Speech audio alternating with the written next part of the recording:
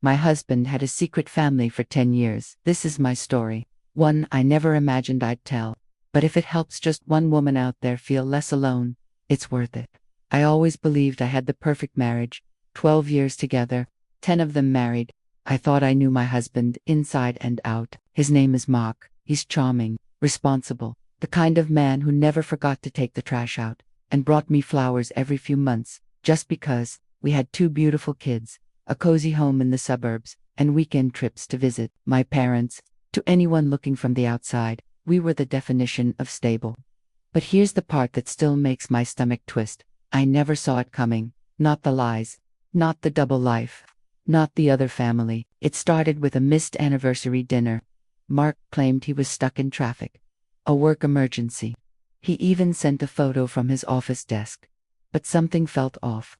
He never forgot our anniversaries. Not even once. That night, he came home, 2 hours late, smelling like an expensive cologne I didn't recognize. New cologne, I asked. A guy at work gave me a sample, he said, barely looking at me. I let it go, because that's what trusting wives do. But the little things started piling up. Phone calls he took outside, passwords changed, receipts from restaurants I'd never been to. I told myself I was being paranoid. After all, this was Mark, my husband, the man I trusted with everything, including my soul. Then came the email, not one sent to me. One he left open while he was in the shower. The subject line read, "Our son's game this weekend, will you be there?" Our son. We only had a daughter. My hands were shaking as I clicked the email. It was from a woman named Kara. The message was short, casual, like she'd written him 100 times before. "Hey babe, just wanted to remind you that Cody's game is at 3 p.m. on Saturday. He's really hoping you'll be there this time. Let me know if you need me to grab snacks.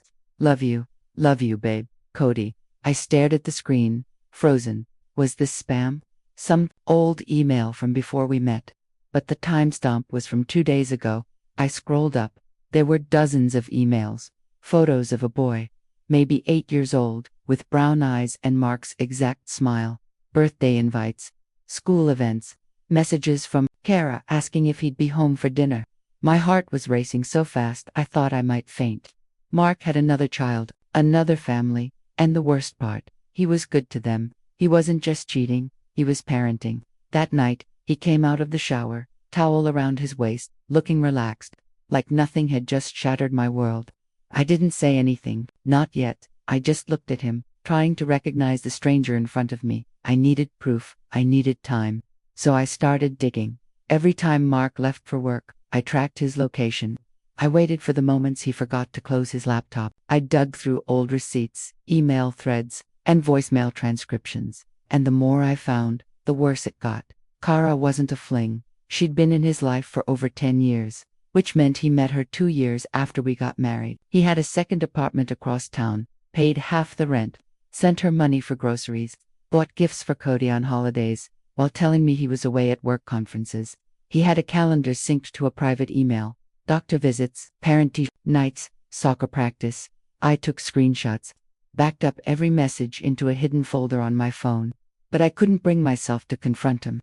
Not yet. Then, one Saturday morning, Mark said he had an early meeting and left at 7:30 a.m. But I already knew where he was going. I followed him, heart pounding. I stayed a few cars behind. He pulled into a small complex across the city, and then I saw her, Kara, holding the hand of a young boy. They were waiting, smiling. Mark got out of the car and bent down to kiss his son on the forehead. I sat frozen, hands gripping the steering wheel, tears streaming down my face. That night, I waited at the kitchen table, my phone open, screenshots displayed. When Mark walked in, smelling like the same cologne, I looked up. He paused, looked at me, then at the screen.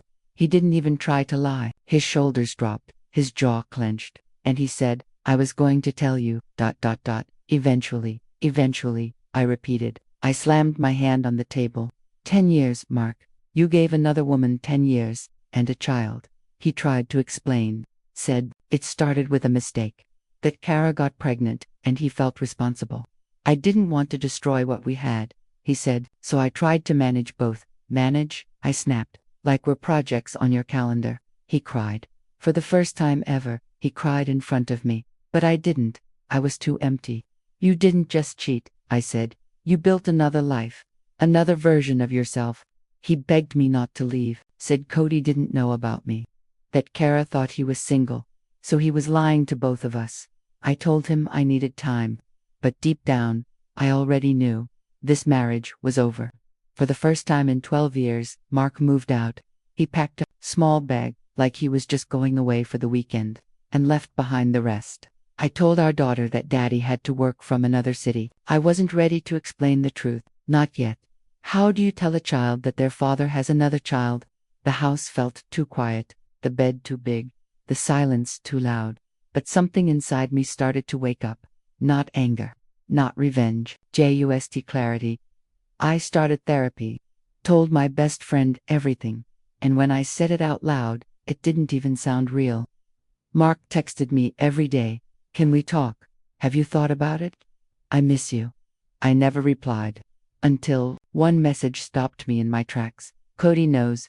Kara told him. He wants to meet his sister. Suddenly, this wasn't about Mark anymore. It was about the children. Our daughter had a brother, and she didn't even know he existed. I didn't answer that day, but I thought about it hard, because while I was still healing, I knew this mess would touch all of us.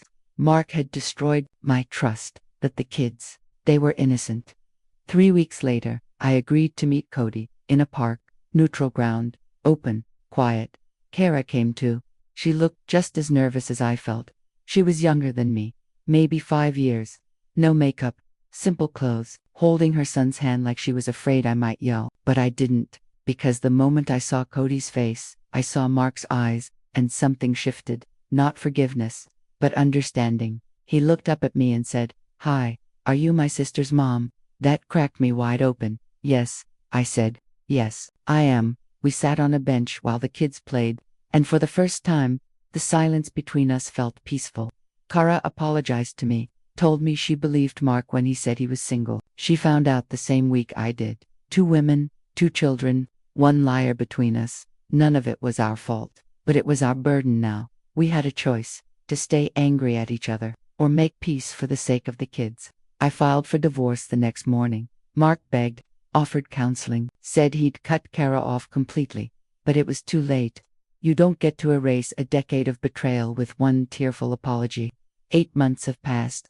The kids, both of them know the truth now. We're taking it slow, letting them adjust, and me, I'm still healing. Some days are harder than others, but I'm free now. Free from lies, free from pretending, free from the weight of someone else's secrets.